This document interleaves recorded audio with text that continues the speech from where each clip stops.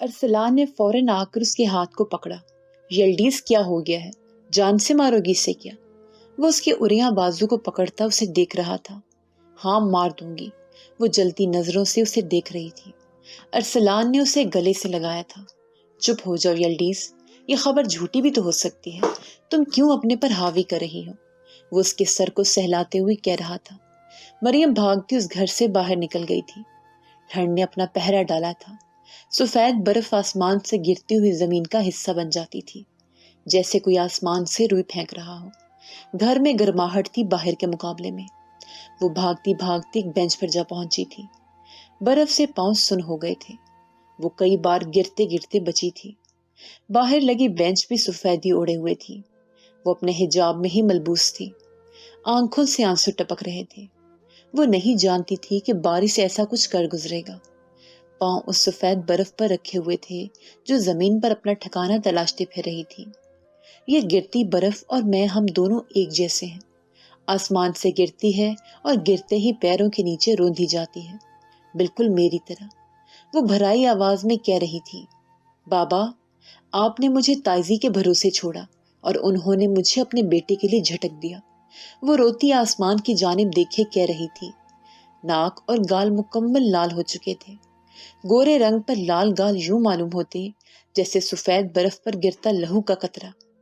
میں بدنصیب ہوں بابا، مجھے محبتیں راس نہیں آتی۔ آپ کہتے تھے میرے لیے شہزادہ آئے گا، مگر وہ تو آنے سے پہلے ہی کہیں وادیوں میں گم ہو گیا۔ روتی آنکھوں سے گرتے وہ روئی کے ٹکڑے دیکھ رہی تھی۔ سردی نے زور پکڑا تو گھر کی جانب روانہ ہوئی۔ تنہا سی وہ کہاں جاتی؟ ہاسٹل ہی واحد تھا جہاں وہ صرف اکیلے رہتی۔ ہاسٹل کی سیڑھیاں چڑھتی وہ کوریڈور میں تھی۔ اپنے کمرے کا دروازہ کھولا جہاں کچھ لڑکیاں پڑھ رہی تھیں۔ وہ بوجھل سے جوتے باہر اتارے بیڈ پر گری۔ کام ہو گیا ہے؟ اندھیرے کمرے میں آتی ہلکی سفید روشنی، جس میں وہ بیٹھا انگیٹھی میں کوئلے دہکا رہا تھا اور لکڑی سے ان کوئلوں کو آگے پیچھے کرتا جس میں آگ کی چنگاری پھوٹتی۔ لمبا قد، ہاتھ میں چمکتی گھڑی، پراسرار سی آنکھیں۔ اظہار ہاتھ باندھے اس کے پیچھے کھڑا تھا۔ یوسف چودھری، کام ہو گیا ہے، مگر مجھے سمجھ نہیں آیا آخر ایسا آپ نے کیوں کیا ہے؟ وہ معصوم عورت تھی، میں نے دیکھا کہ وہ خبر سن کر غش کھا کر گرنے کو تھی۔ اظہار کو عجیب لگ رہا تھا، تبھی سوال کیا تھا اس نے۔ تم نہیں سمجھو گے، بارش کا مرنا ضروری ہو گیا تھا۔ اگر وہ نہ مرتا تو یوسف چودھری کو مرنا پڑتا۔ ایک میان میں دو تلواریں نہیں رہ سکتی۔ وہ انگیٹھی کے ساتھ لکڑی رکھے مڑا چلتا اس کے پاس آیا۔ آخر ایک پھول بیچنے والا یوسف چودھری کا کیا ہی بگاڑ لیتا؟ وہ جس سے سیاست کی دنیا کے تمام لوگ پناہ مانگتے ہیں، وہ ایک پھول بیچنے والے سے خوفزدہ تھا؟ اس کے ذہن میں الجھن بڑھتی ہی چلی گئی تھی۔ یوسف نے ہاتھ میں لیے اس موتی کو دیکھا، پھر مسکرایا۔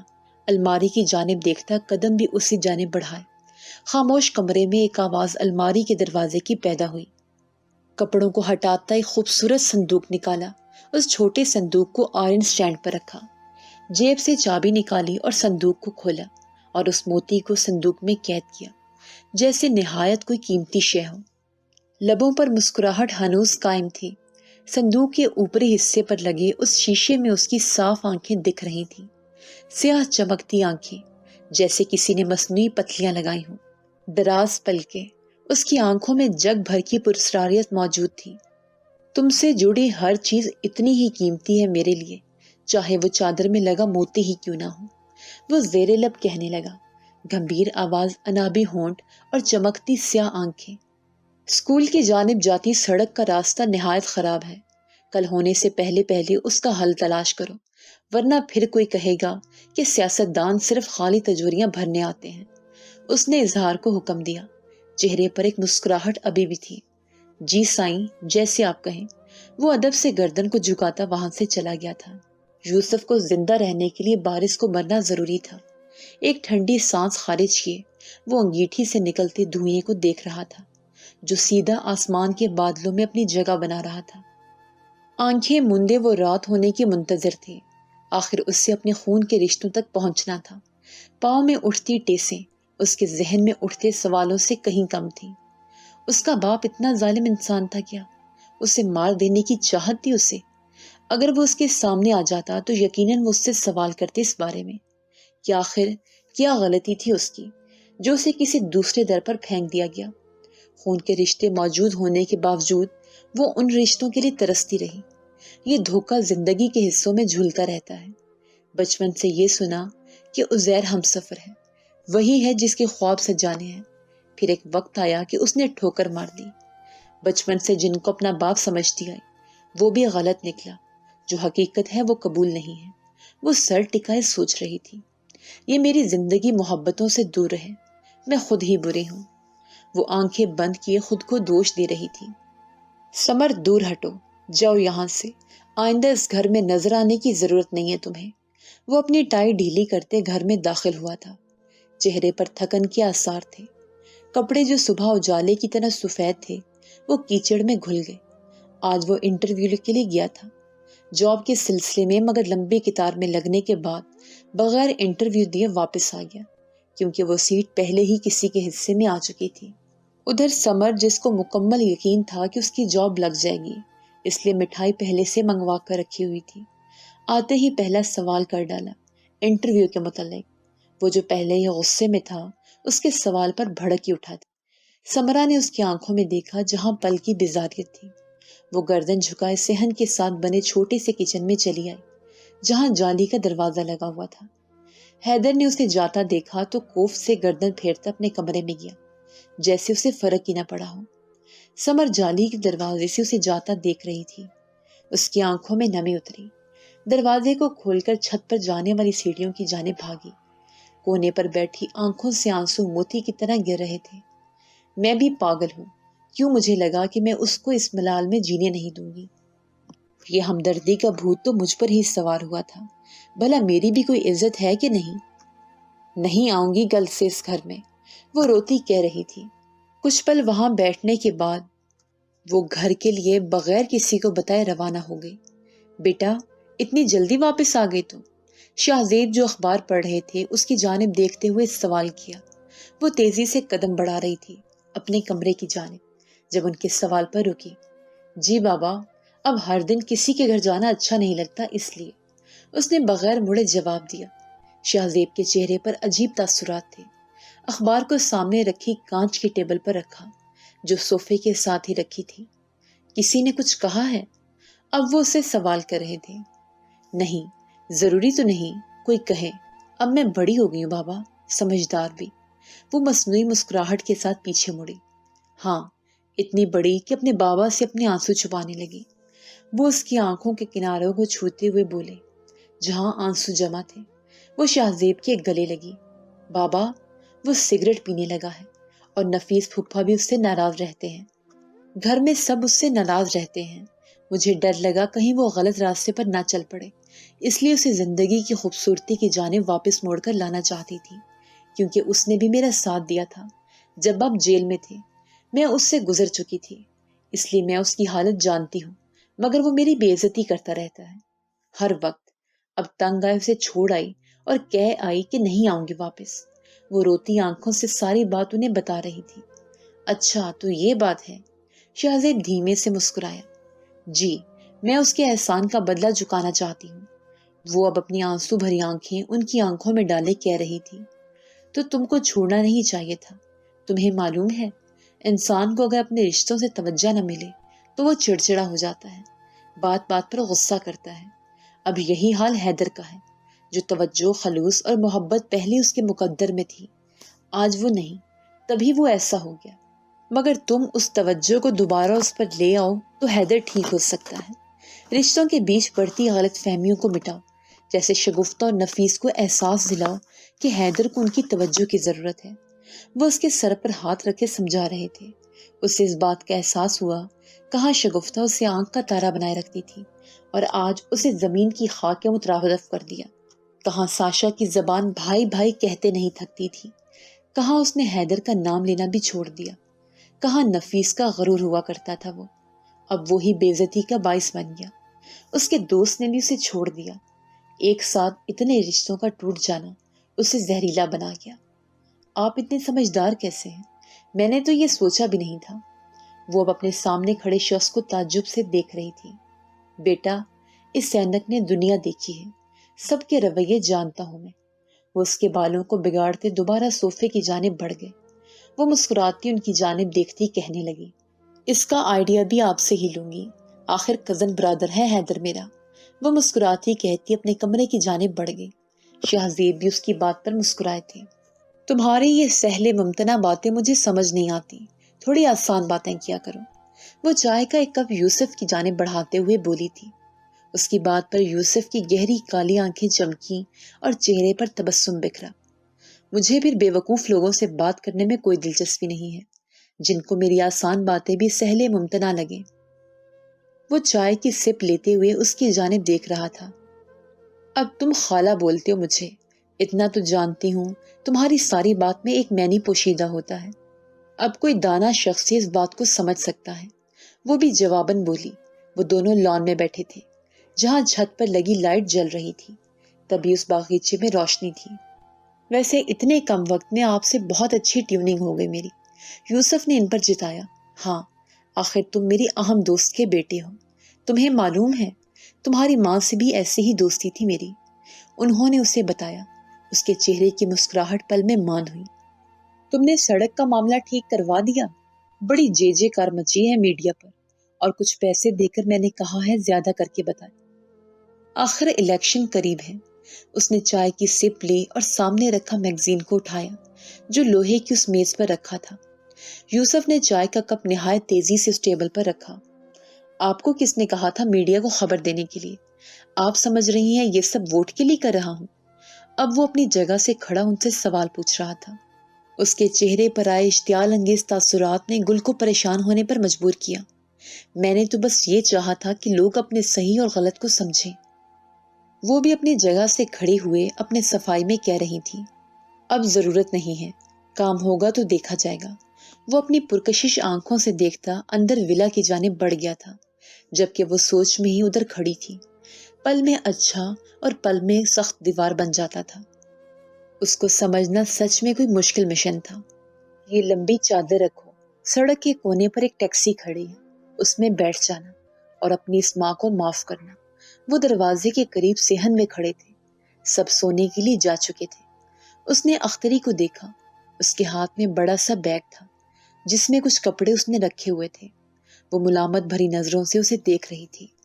گلابی قمیض جس پر پھول بتیوں کا پرنٹ تھا۔ وہ کالی چادر کو اپنے سے لپٹائے باہر نکلی۔ اختری کی آنکھوں میں آنسو تھے۔ اس نے پلٹ کر دیکھا، پھر بھاگتی اس کے گلے سے جا لگی۔ میری بچی، میں خود سے کبھی الگ نہیں کرتی تجھے، مگر یوسف چودھری کا حکم تھا، تجھ کو بھیجنا پڑا۔ ان کے گال پر بسلتے آنسو زمین بوس ہوئے تھے۔ بڑے احسان کیے انہوں نے ہم پر، ان کے احسان کو پیروں تلے نہیں روند سکتی۔ وہ اپنی مجبوری بتائے آنسو بہا رہی تھی۔ اماں، میں اس نور کو اس گھر میں چھوڑ کر جا رہی ہوں، اب نور نہیں نور العین رہے گی بس۔ وہ مضبوط انداز میں کہتی اپنی بھوری آنکھیں ان کی آنکھوں میں ٹکا گئی تھی۔ اللہ تمہارا ساتھ دے، ہر قدم پر کامیاب کرے۔ وہ اس کے سر پر ہاتھ رکھے اسے دعا دیتی ہوئی بولی۔ نور العین نے سامنے دیکھا جہاں ہیڈ لائٹ کی روشنی نیچے بنے روڈ پر پڑ رہی تھی۔ وہ بھی بیگ اٹھائے اسی جانب بڑھی۔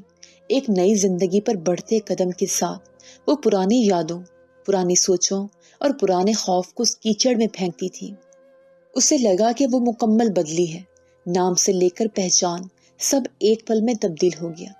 کہاں وہ ایک پنکچر کی دکان پر بیٹھے انسان کی بیٹی کہلاتی تھی، اور اب وہ ملک کے مشہور سیاستدان کی پوتی بن گئی۔ قسمت کی کروٹ نے اسے گرنے کی بجائے مضبوط کر دیا، اتنا مضبوط کہ کوئی خوف اسے خوف نہیں لگ رہا تھا۔ نہ سامنے بھونکتے کتے، نہ رات کا اندھیرا، اور نہ ہی اکیلا سفر۔ آدھا چاند اور ستارے آسمان پر جگمگا رہے تھے جیسے کالی چادر پر چمکتے موتی ہوں۔ وہ اپنی اس منزل کی جانب تھی کہ شاید اگر وہ اس منزل پر پہنچے گی تو اس کی زندگی یا تو ایک حسین موڑ پر آ جائے گی یا پھر کسی کے بدلے کی بھیٹ چڑھ جائے گی۔ وہ ٹیکسی کے پاس کھڑی تھی۔ ڈرائیور نے دروازے کو کھولا۔ وہ اندر بیٹھی۔ اسے معلوم نہ تھا یہ سواری بھی اسی کی بھیجی ہوئی ہے۔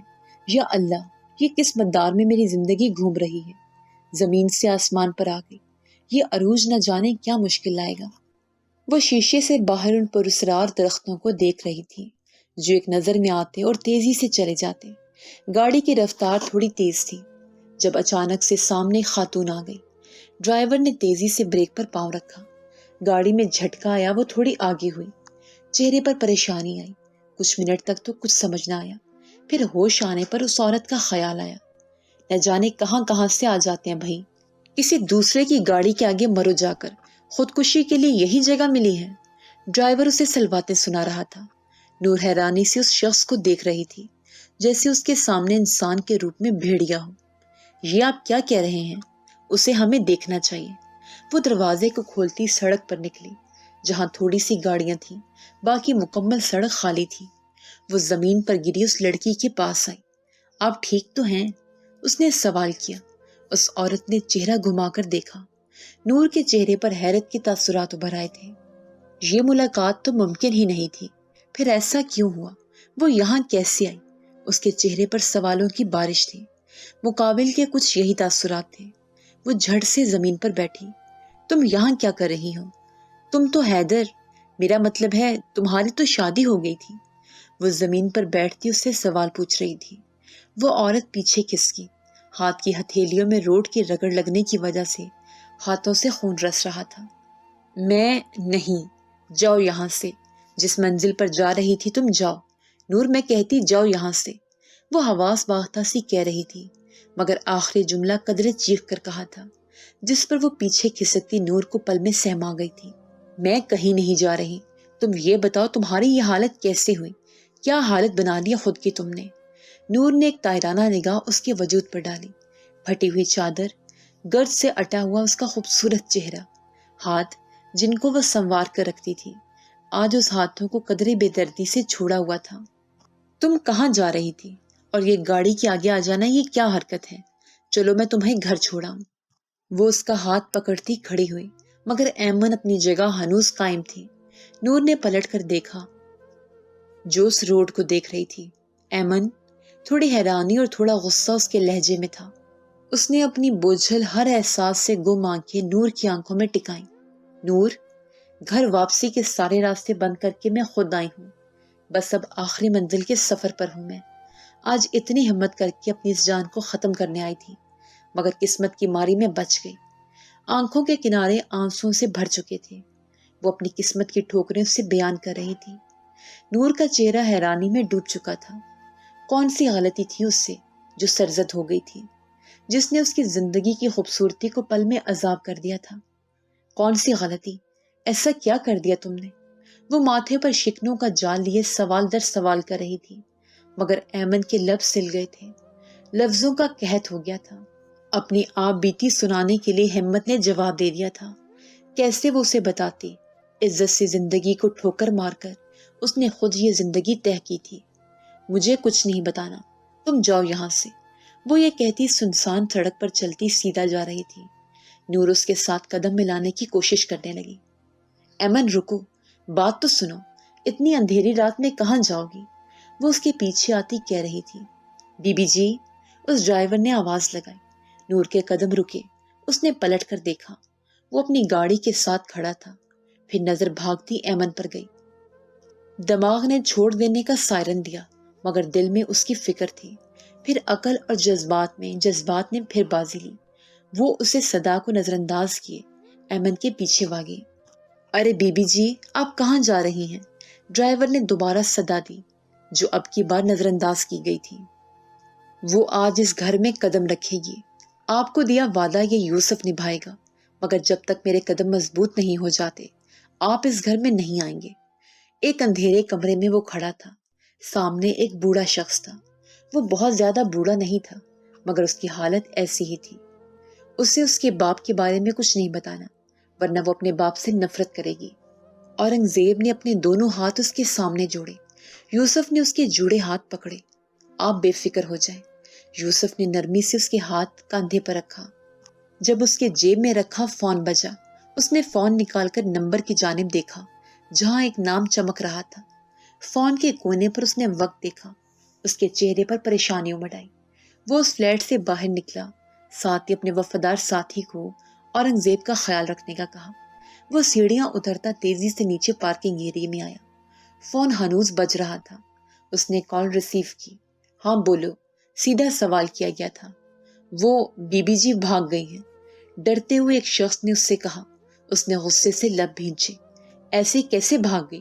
کیا تم نے آنکھوں پر پٹی باندھی ہوئی تھی؟ سوال کیا گیا، مگر مقابل نے کوئی جواب نہیں دیا تھا۔ کہاں ہو اس وقت؟ اس نے اب بیزاری سے سوال کیا تھا۔ ڈرائیور نے اسے پتہ بتایا۔ اس نے کال کاٹی اور گاڑی کو اس جانب بھگایا۔ سارا دن بس آوارہ گردی کرتا رہتا ہے، کوئی کام ہے ہی نہیں اس کو۔ پہلے اپنی کالی زبان سے ہمیں روڈ پر لے آیا، اس سائم سے دشمنی کر لی، اور اب یہ مفت کی روٹیاں توڑنا۔ حیدر رات دیر کو گھر لوٹا تھا جب شگفتہ کی آواز اس کے کانوں میں گئی۔ وہ نہ جانے کیوں بلا وجہ اس نفرت کے زمرے میں آ گیا تھا۔ شگفتہ اپنا راج کھونے کا سارا قصور حیدر کو دیتی تھی، اور جب وہ ان کے سامنے آتا تو وہ اسے سلواتیں سناتی۔ حیدر نے کمرے میں جھانکا۔ شگفتہ نے بری سی نظر اس پر ڈالی۔ بھائی آپ کمرے میں جائیں، میں آپ کے لیے کھانا لے آتی ہوں۔ ساشا زمین پر بچھی اپنے بستر سے اٹھتی ہوئی بولی۔ رک جا، کوئی ضرورت نہیں ہے اس کی جی حضوری کی، خود لے لے گا۔ شگفتہ نے اسے ٹوکا۔ حیدر تھکا سا مسکرایا۔ نہیں میری بہن، تم سو جاؤ، مجھے بھوک نہیں ہے۔ شگفتہ نے زیر لب کچھ بڑبڑایا۔ حیدر کمرے سے باہر نکلا۔ جنم دیتے ہی اس منحوس کا گلا دبا دیتی تو آج یہ نہیں دیکھنا پڑتا۔ چمکتی ہوئی قسمت کو اندھیری رات کے نظر کر دیا۔ وہ اب ساشا سے کہہ رہی تھی، موم بس کر دے، اس نے جھنجھلا کر کہا اور چادر کو منہ تک تانے سونے کی کوشش کرنے لگی۔ میں ہی بس کر جاؤں ہر دفعہ۔ شگفتہ تو تھی ہی چرب زبان، وہ کہاں چپ رہنے کو تھی۔ حیدر اپنے کمرے میں آیا اور جوتے اتار کر پلنگ کے نیچے رکھے۔ عزیر نیچے بستر پر سو رہا تھا۔ وہ دھیمے سے مسکرایا، پھر چلتا ہوا صحن میں آیا۔ کالی رات جو موتیوں کی چادر اوڑھے ہوئے تھی، آسمان کھلا تھا۔ اس نے منہ دھویا، پھر ساتھ ٹانگی گئی تولیے سے منہ پہنچا، مگر داڑھی میں سے ابھی بھی کچھ پانی کی بوندیں ٹپک رہی تھیں۔ وہ چمکتے چاند کی طرف دیکھ رہا تھا جب کسی نے پلیٹ اس کے سامنے رکھی۔ حیدر نے نظریں گھما کر دیکھا۔ وہ سنارا کھڑی تھی، جن کے ایک ہاتھ میں روٹی اور ایک ہاتھ میں سالن کی پلیٹ تھی۔ آج تیری پسند کا قیمہ آلو بنایا ہے، تجھے پسند ہے نا بہت؟ وہ اس کے سامنے بیٹھتی ہوئی کہہ رہی تھی۔ وہ آسمانی رنگ کی شرٹ اور جینز میں ملبوس تھا، آستینوں کو کہنیوں تک چڑھایا ہوا تھا۔ آنکھوں میں نیند کی خماری تھی جس کی وجہ سے آنکھیں سرخ ہو رہی تھیں۔ تو آتا نہیں دادی کے پاس، سوچا میں ہی آ جاؤں۔ آج دادی اپنے ہاتھوں سے کھلائے گی تجھے، جیسے بچپن میں میں کھلاتی تھی۔ سنارا نے روٹی کا ٹکڑا توڑا اور اس کے منہ کی جانب بڑھایا۔ اس نے پہلا لقمہ اپنی دادی کے ہاتھ سے کھایا۔ دادی، امی اپنی بربادی کا ذمہ دار مجھے سمجھتی ہیں، نہ جانے کیوں۔ وہ تھکا سا گردن جھکائے کہہ رہا تھا۔ چھوڑ، خود ہی ٹھیک ہو جائے گی، وہ دل کی بری نہیں ہے۔ دادی نے اس کے کرب کو محسوس کرتے بات کو ہوا میں کیا۔ وہ بھی سر ہلاتا ان کی بات سے متفق تھا۔ تنفس بھاری ہوا۔ وہ سانس لینے کو رکی جب سامنے ایک ہٹا کٹا سا شخص آن کھڑا ہوا۔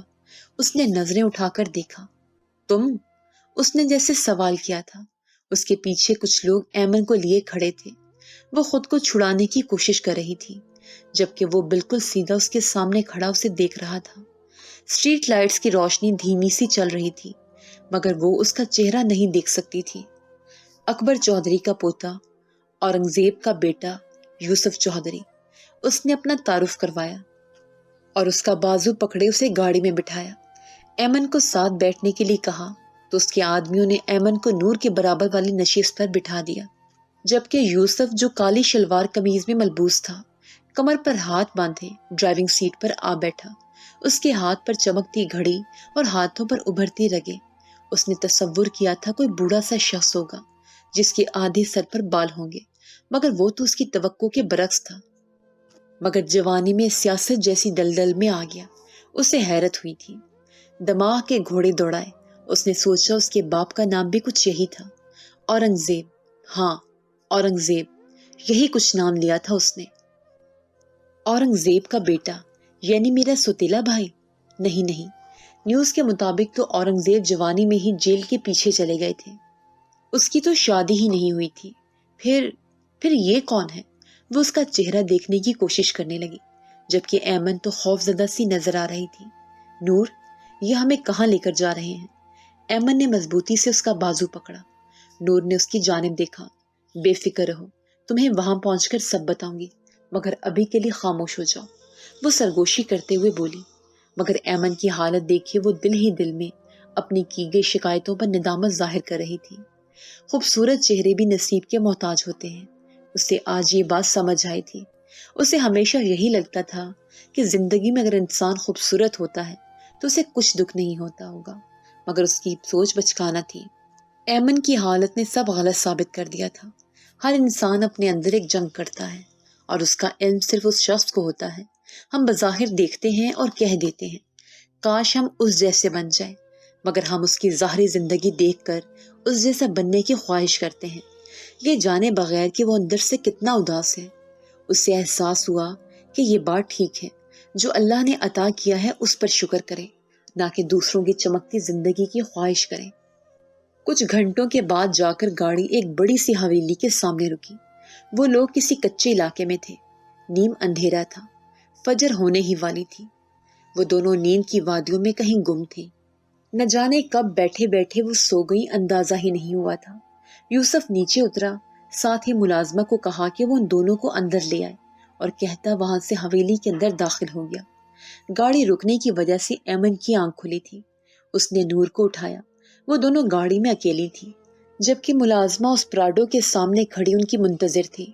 نور نے آتی جمائی کو روکا، اس نے ارد گرد اپنا بیگ ٹٹولا، مگر بیگ وہاں موجود نہیں تھا۔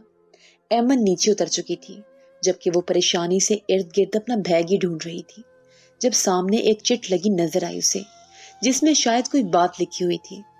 آپ کا بیگ اور سامان سب حویلی کے اندر رکھوا دیا ہے، پریشان نہ ہو اور اپنا سامان یوں رکھ کر کسی کے پیچھے نہیں بھاگتے۔ بات لکھ کر سا اسمائل والی شکل بنائی ہوئی تھی۔ اس نے پڑھا، پھر اسے یاد آیا وہ اپنا سامان ٹیکسی میں ہی بھول گئی تھی، مگر اسے کیسے معلوم؟ یہ بات تو صرف اسے اور اختری کو معلوم تھی۔ اس نے برا سا منہ بنایا، پھر گاڑی سے نیچے اتری۔ ایک ملازمہ نے ہینڈ بیگ اس کے حوالے کیا، جس میں وہ خط تھا۔ وہ ایمن کے ساتھ جا کھڑی ہوئی تھی۔ اتنی اونچی حویلی کے مکمل دیکھنے کے لیے گردن کو اونچا کرنا پڑتا تھا۔ نور، کون ہے یہ لوگ؟ اس نے ارد گرد نظر دوڑائی۔ نور نے پرچی کو اپنے بیگ سے نکالا۔ بہت جلد معلوم ہو جائے گا، فی الحال مجھے ڈر لگ رہا ہے کہ میں کیسے اندر جاؤں۔ نور نے گردن موڑ کر اسے دیکھا۔ ایمن جو اپنے ہاتھ کے ناخن چبا رہی تھی، پریشان سے اسے دیکھنے لگی۔ نور، کیا کر رہی ہو تم؟ اور وہ شخص کون تھا؟ ایمن نے اس کا ہاتھ تھامتے ہوئے کہا، معلوم نہیں، ان سوالوں کے جواب معلوم کرنے آئی ہوں میں ادھر۔ اس کے لفظوں سے لے کر لہجے تک سب میں ایک بیزاری موجود تھی۔ نور نے گہرا سانس لیا اور حویلی کے دروازے کے اندر داخل ہوئی۔ وہ جو کب سے راہداری میں کھڑے تھے، اب ایک بڑے سے ہال نما کمرے میں موجود تھے، جہاں سامنے اوپر کمروں کی جانب جاتی سیڑھیاں تھیں اور دوسری طرف مہمانوں کے لیے بیٹھنے کا انتظام، جہاں سب باہر کے لوگ بیٹھتے تھے۔ ملازم نے انہیں وہاں صوفے پر بیٹھنے کے لیے کہا۔ وہ کاندھے پر بیگ لیے وہاں بیٹھ گئے۔ نور حویلی کا جائزہ لے رہی تھی۔ ایمن بھی اس عالیشان سی حویلی کو دیکھ رہی تھی، جہاں عجیب سی ویرانیت تھی۔ کہنے کو اتنی بڑی حویلی ہے، مگر خاموشی ایسی ہے جیسے یہاں کوئی رہتا ہی نہ ہو۔ ایمن نے آگے کھسک کر نور کے کان میں کہا، اب امیروں کو اپنے بہت سے کام ہوتے ہیں، وہ ہماری طرح تھوڑی جیتے۔ نور نے بھی سرگوشی کی جب اپنے سامنے ایک ملازمہ آئی۔ آپ کو کس سے ملنا ہے؟ اس نے سوال کیا۔ یہاں اکبر چودھری ہیں، مجھے ان سے ملاقات کرنی ہے، بلکہ آپ یہ پرچی ان تک پہنچا دیں۔ نور نے پہلے اکبر چودھری کو اطلاع دینے کا کہا، پھر کچھ ذہن میں آتے ہی اس نے اختری کی وہ پرچی بھی ملازمہ کے حوالے کر دی تھی۔ ملازمہ پرچی لیے وہاں سے جا چکی تھی، جبکہ ایمن کو اب بھی کچھ سمجھ نہیں آ رہا تھا۔ ویسے اس پرچی کی کیا ضرورت ہے؟ یوسف چودھری جانتا ہے تو یقیناً دادا بھی جانتے ہوں گے، وہ دل ہی دل میں سوچ رہی تھی، مگر اس کو کیسے پتا چلا؟ کہیں یہ میری جاسوسی تو نہیں کرتا؟ اس کے چہرے پر حیرانی کے تاثرات ابھرے۔ نہیں، اتنے بڑے سیاستدان اتنا فارغ تو نہیں ہو سکتا۔ اس نے ذہن میں اٹھنے والے سوالوں کی نفی کی۔ نہ جانے دادا کیا ہی سوچیں گے، اگر ان کو میرے بارے میں پتا تھا تو یہ مجھے لینے کیوں نہیں آئے؟ اس کے ذہن میں پھر سوال آیا، اگر اتنا ہوتا تو مجھے بچپن میں چھوڑتے ہی کیوں؟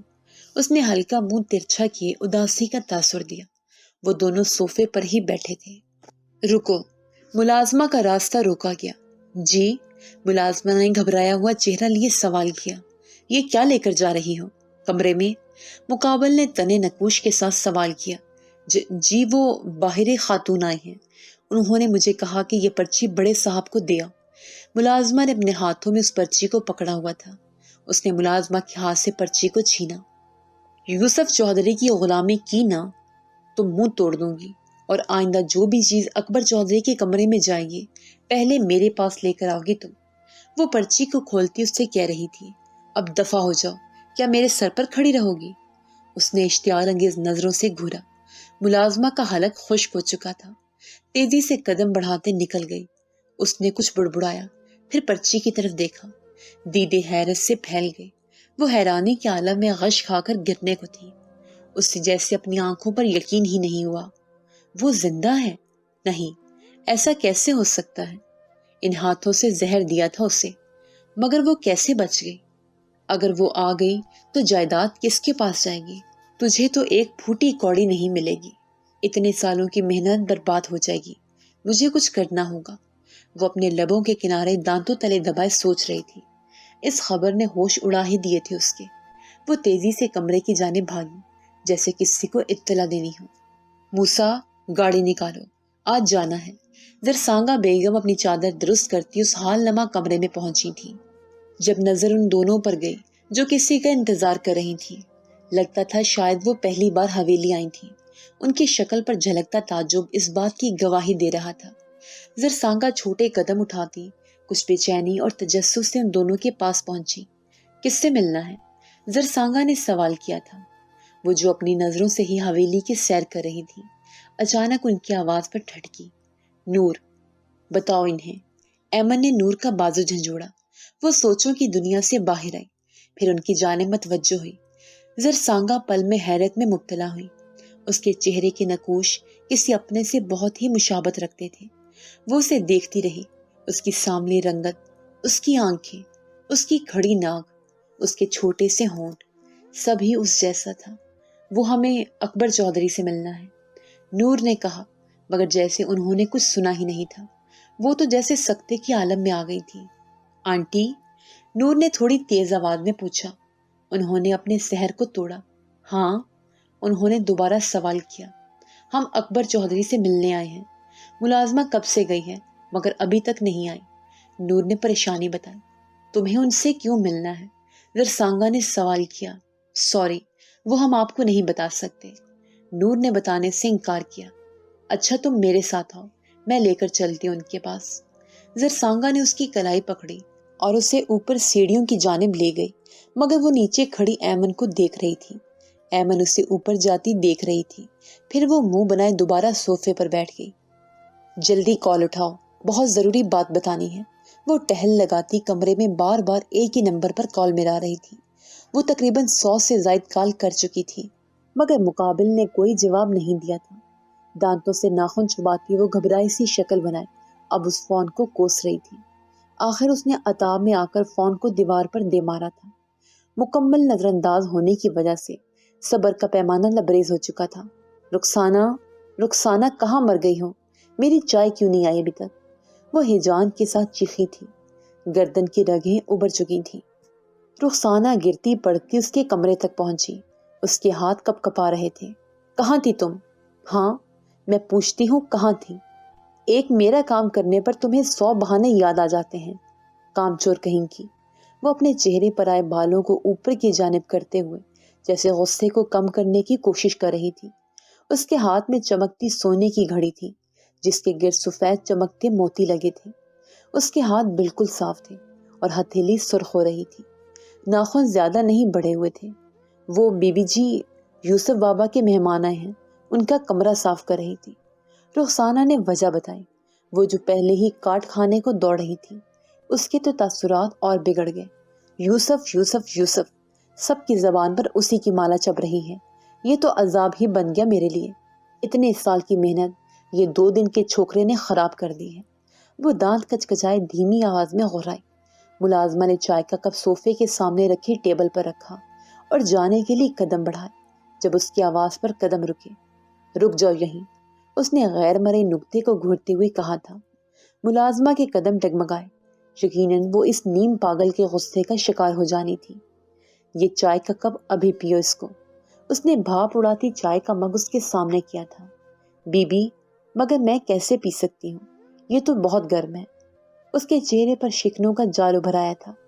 میں کچھ نہیں جانتی، 10 سیکنڈ میں یہ کب ختم نہیں ہوا تو یہ دیکھ رہی ہو، اس کو آئرن ٹچ استری کہتے ہیں، اور جب یہ ہاتھ پر لگتی ہے نا تو اچھوں کی طبیعت ٹھیک ہو جاتی ہے۔ پھر تم میرا کام نہیں بھولو گی کبھی بھی۔ اس نے اپنے سامنے کھڑی اس کمسن لڑکی کو بغور دیکھا، پھر اپنی کمینی مسکراہٹ کے ساتھ اسے وہ چائے کا کپ تھما دیا۔ رخسانہ کے چہرے کے بدلتے خوف کے تاثرات اسے تسکین دے رہے تھے۔ بی بی جی معاف کر دیں، اب یہ غلطی نہیں ہوگی، مجھ غریب پر رحم کھان۔ وہ اس کے پاؤں میں لیٹی اپنی ناکردہ غلطی کی معافی مانگ رہی تھی۔ گڈ۔ وہ تھوڑا پیچھے ہوتے ہوئے مسکرا، پھر چائے کا کپ اس پر انڈیل دیا تھا۔ ایک دل خراش چیخ ہوا میں بلند ہوئی۔ اس بچے کی کمر جل چکی تھی۔ اوپس، غلطی سے گر گئی، اس نے تنزیہ کہا، پھر مسکرا۔ یو نو وٹ، مجھے نفرت ہے تم جیسے بھوکے ننگے لوگوں سے۔ دفع ہو جاؤ یہاں سے، 3-4 دن تک اپنی شکل نہیں دکھانا۔ وہ پنجوں کے بل بیٹھتی اس سے کہہ رہی تھی، پھر اٹھ کر وہاں سے چلی گئی، جبکہ وہ بچی اپنی خولن ہوتے وجود پر سسکیاں لیتی رہ گئی۔ سنیں جی، آپ سے کوئی ملنے آیا ہے، وہ بلند آواز میں کہتی اپنے کمرے میں داخل ہوئی۔ اکبر چودھری جو راکنگ چیئر پر بیٹھے اخبار پر نظر دوڑا رہے تھے، اپنی بیگم کو یوں واپس آتا دیکھ تھوڑے پریشان نظر آئے، مگر اس کی آواز میں ایک جوش تھا، ایک خوشی تھی۔ سائیں، آپ سے کوئی ملنے آیا ہے۔ ان کی چہک اکبر کے سامنے تھوڑی ڈھیلی تھی۔ وہ ہاتھوں کو باندھے راکنگ چیئر کے سامنے کھڑی تھی۔ تم اس طرح چہک رہی ہو کہ تمہارا میلے میں بچھڑا بھائی مل گیا ہو، اکبر چودھری نے اخبار کو سائڈ پر رکھتے ہوئے کہا تھا۔ زرسانگا کی مسکراہٹ تھمنے کا نام نہیں لے رہی تھی۔ اگر آپ دیکھیں گے اسے تو آپ کو بھی یہی کچھ محسوس ہوگا، زرسانگا نے اپنی مسکراہٹ دباتے ہوئے کہا۔ اس کے جوش نے اکبر چودھری کے تجسس کو بڑھا دیا تھا۔ ایسا کون ہے جو ملنے آیا ہے؟ وہ اب کرسی سے کھڑے ہوئے تھے، ناک پر چشمہ ٹکا تھا، بیٹھنے کی وجہ سے ان کے کاٹن کی کالی قمیض پر سلوٹیں آ گئی تھیں۔ انہوں نے اپنی سفید کھدر کی چادر اٹھائی اور اپنے گرد لپیٹی۔ وہ کمرے سے باہر کھڑی تھی اور وہ اس سے ملنے کی غرض سے باہر ہی جا رہے تھے، کیونکہ ان کے کمرے تک رسائی صرف چند لوگوں کو حاصل تھی۔ ہر کوئی ان کے کمرے میں نہیں آ جا سکتا تھا، اور یہ یوسف چودھری کے حکم میں ہی شامل تھا۔ انہوں نے اپنے جھریوں زدہ ہاتھ سے لکڑی کا سہارا لیا اور چلتے باہر کوریڈور میں پہنچے۔ زرسانگا پیچھے چل رہی تھی اور وہ آہستہ سے قدم آگے بڑھا رہے تھے۔ بڑھاپے نے کمر توڑ دی ہے۔ انہوں نے اپنی کمزوری پر افسوس ظاہر کیا۔ نور نے سامنے سے اس شخص کو آتے دیکھا۔ اسے لگا جیسے شفقت کا پیکر اس کے سامنے آ رہا ہو۔ وہ ان کا خون تھی، وہ اس کے حقیقی رشتوں میں سے ایک تھا۔ اس کی آنکھوں میں آنسو اتر آئے تھے۔ اکبر چودھری کی نظر اس پر گئی، ان کے قدم جم گئے، جیسے لب سل گئے ہوں۔ زبان سے کچھ نکل ہی نہیں رہا تھا۔ انہیں لگا ان کے لیے معجزہ ہو گیا تھا۔ نور، ایک لفظ ان کی زبان سے نکلا۔ زرسانگا کے چہرے کی خوشی پل میں ماند ہوئی۔ وہ نور نہیں تھی، مگر اکبر چودھری نے اسے نور کہہ کر کیوں پکارا تھا؟ نور العین چلتی ان کے سامنے کھڑی ہو گئی۔ اکبر چودھری کی آنکھیں نم تھیں۔ 25 سال بعد اپنے بیٹے کا عکس کسی صورت میں دکھا تھا ان کو۔ وہ بیٹا جس کی شکل 25 سال سے انہوں نے نہیں دیکھی تھی۔ انہیں لگا آج وہ ان کے سامنے کھڑا تھا، وہی نقوش، ویسا ہی رنگ روپ۔ تمہارا نام کیا ہے پیاری؟ زرسانگا آگے بڑھ کر سوال کرنے لگی تھی۔ میرا نام، وہ کچھ بولتی کہ ایک گمبھیر آواز نے اس کی بات کاٹی۔ اس کا نام کچھ بھی ہو دادی سائیں، اس سے غرض نہیں ہے، یہ یہاں صرف ایک کیئر ٹیکر کی حیثیت سے آئی ہے۔ وہ پاکٹ میں ہاتھ ڈالتا ہوا اس کے سامنے کھڑا تھا۔ بلاخر جس کے دیدار کے لیے اتنے جتن کیے تھے، آج وہ خود سامنے کھڑا تھا، اپنے روایتی لباس میں، آف وائٹ رنگ کی شلوار قمیض اور اس پر کالی کھدر کی چادر جس کو پیچھے کاندھوں پر اچھی طرح پھیلایا ہوا تھا، کالی آنکھیں اور سیاہ رات کی طرح اس کے بال جو اس کی دودھیا رنگت پر اور نکھار لا رہے تھے۔ زرسانگا کے چہرے پر مسکراہٹ آئی تھی اس کو دیکھتے ہی، جبکہ اکبر چودھری نور کا چہرہ ہی تک رہے تھے۔ اور کس سے پوچھ کر یہاں پر آنے کی زحمت کی آپ نے؟